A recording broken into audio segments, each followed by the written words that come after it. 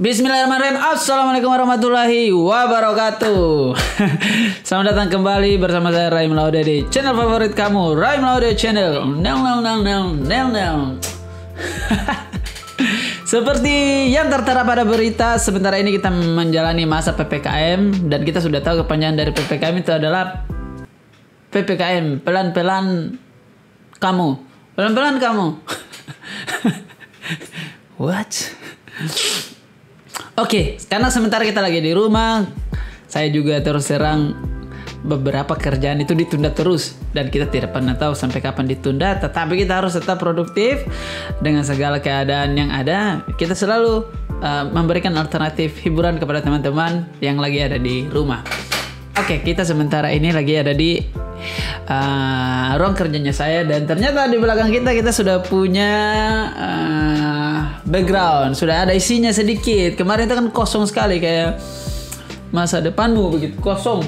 Sekarang ini kita sudah punya isi dan di belakang ini adalah poster-poster band-band yang sempat mengisi masa-masa kecil kali.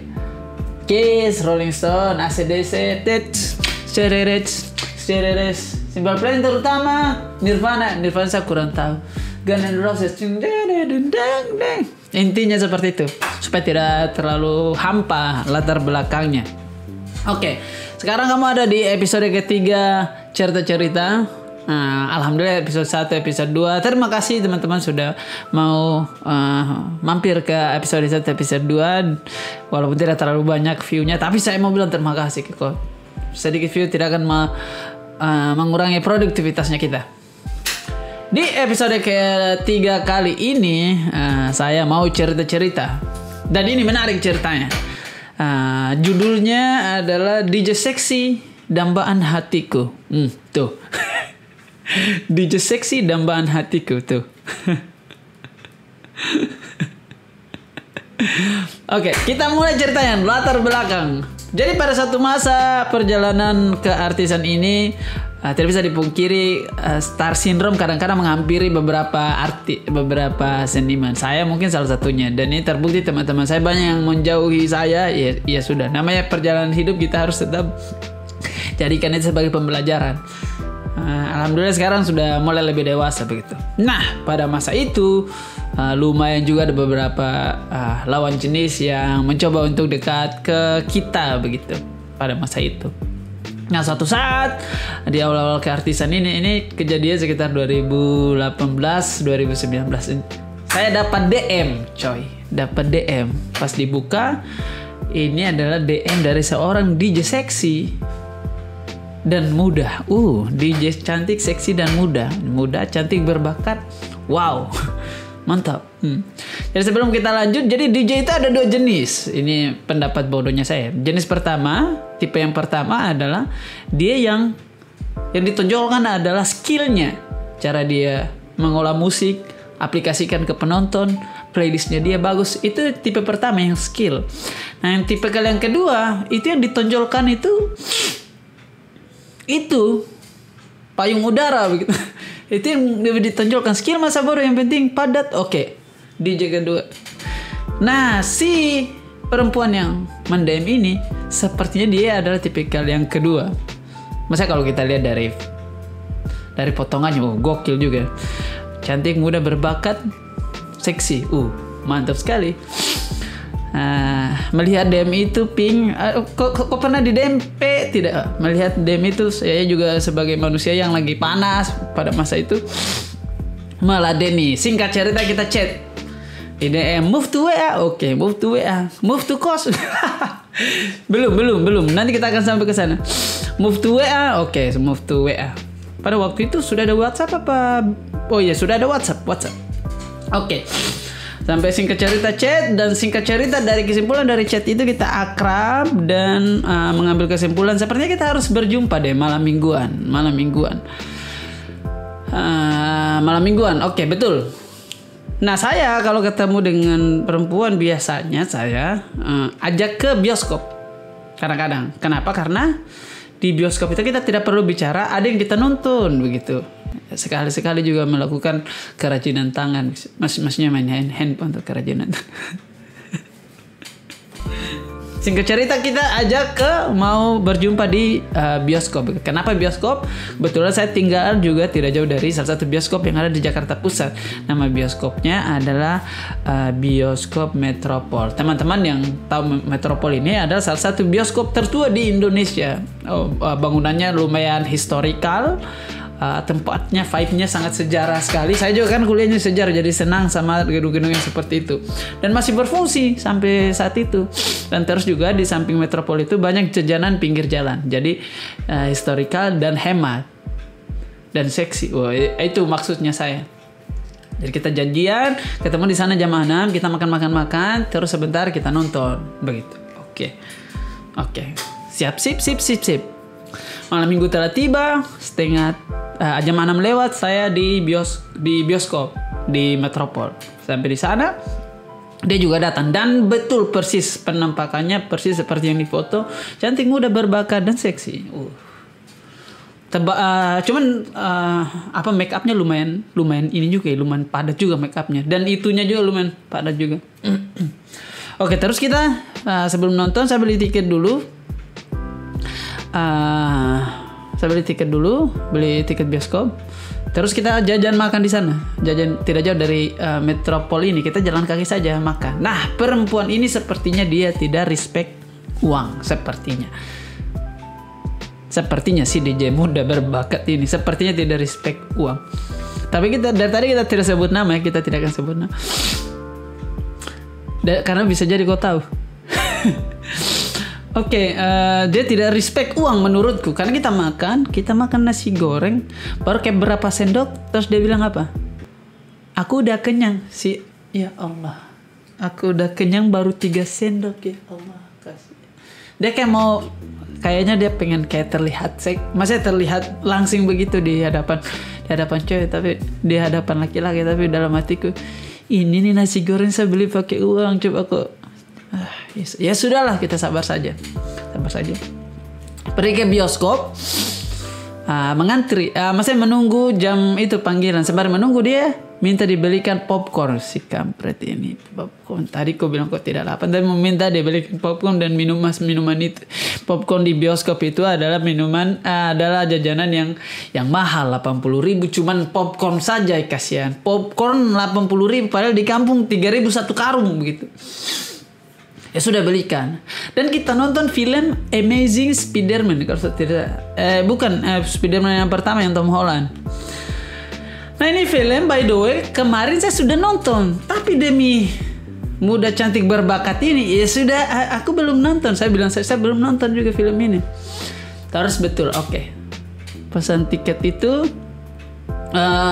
dan masuk ke dalam bioskop. Nonton. Baru mau coba pergerakan ini, kerajinan tangan, 15 menit di bioskop. Dia bilang ke saya, Pak, kan ini saya bilang perempuan ini sepertinya tidak respect uang, tidak hargai uang. Karena ini kan semua modal ini saya jajan tadi, saya popcorn, saya tiket bioskop, saya hampir gojeknya dia saya juga. Tapi ya jangan. Oke. Ini kan modal. Orang kalau bermodal itu kan biasa dia menabuh hasil. Ya mungkin ya sudah. Nah, ini kita sudah nonton, 15 menit film berlalu, dia bilang apa? Aku mau pulang. Saya bilang, si kampret ini masalahmu apa? Saya juga introspeksi diri, salah aku juga apa? Dari tadi juga saya tidak aneh-aneh, kenapa mau pulang? Maksudnya tidak singgah di kos dulu kah?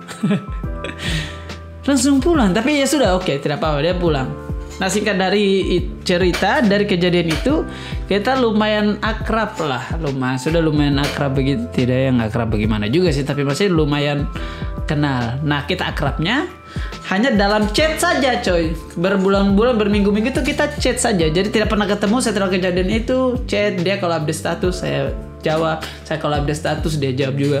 Singkat cerita kita bersahabat via internet. Saya kadang-kadang sering lihat storynya dia lagi manggung DJ di sini. Ada juga lihat storyku lagi manggung stand up di sini. Kita hanya saling sekedar sapa di situ. Akrabnya kita hanya di sekitar situ.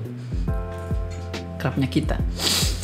Oke. Nah, saya kan sudah merasa dia sahabatku, aku sahabatmu, sudah dekat begitu. Nah, pada suatu masa Dia pernah update status story di WhatsApp ya.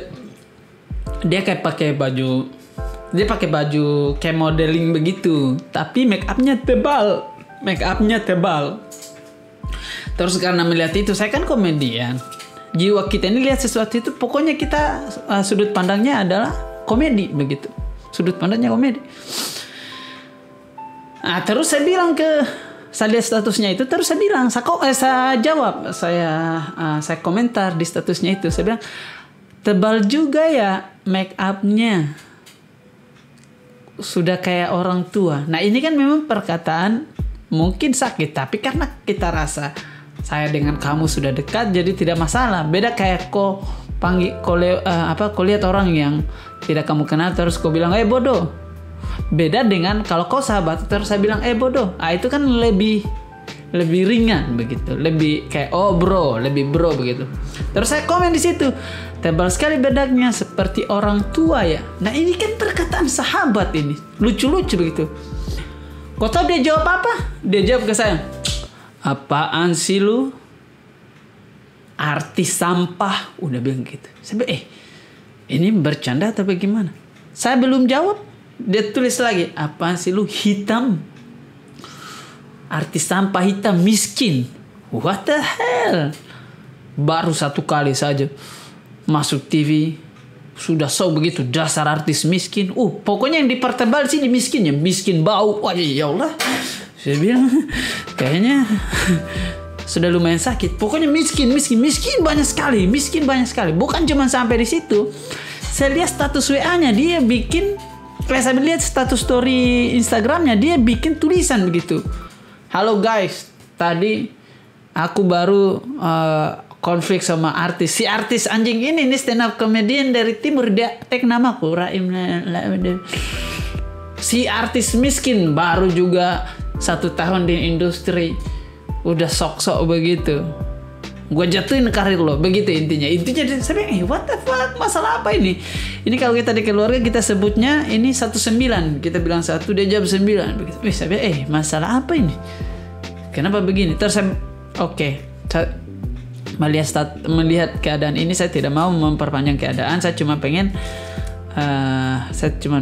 sudah begitu. Karena masalahnya ini sepele, tapi kayaknya dia membesar-besarkan begitu. Lagi ada masalah kayak.